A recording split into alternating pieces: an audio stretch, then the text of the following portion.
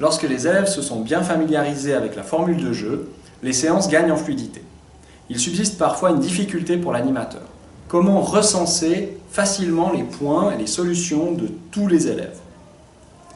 Passer de table en table pour vérifier si chacun des mots est correct prend un certain temps et surtout ça génère une attente de la part des élèves. C'est pas terrible pour la fluidité. C'est un risque d'allongement de la séance et une perte de rythme nuisible au bon déroulement.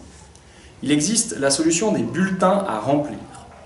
Des petits papiers sur lesquels figure un quadrillage qui permet d'inscrire le mot joué. Lorsque le temps de recherche est écoulé, chaque élève ou chaque paire d'élèves, chaque binôme, écrit sa solution sur un bulletin que l'adulte récupère avant d'annoncer à tout le monde la meilleure solution.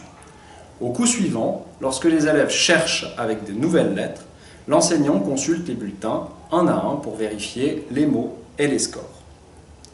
Un même mot peut se placer à plusieurs endroits sur la grille, assez fréquemment. Il faut donc lever toute ambiguïté quant au placement du mot quand on rédige le bulletin. Pour cela, il y a deux possibilités. Première possibilité, l'élève écrit son mot en indiquant la place de la première lettre du mot. Pour cela, il note la référence de la case recouverte par l'initiale en utilisant le repérage alphanumérique ici en colonne et en ligne. Par exemple, s'il écrit H4, ça veut dire que la première lettre se situe sur la case H4 et que le mot est horizontal. Si le mot est placé verticalement, la référence s'écrira 4H.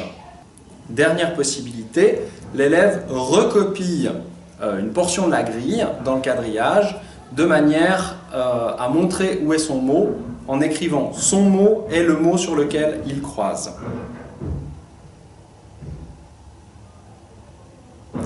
L'utilisation des bulletins est d'acquisition assez facile et il n'est pas obligatoire d'utiliser ce système quand on pratique le Scrabble dans une classe.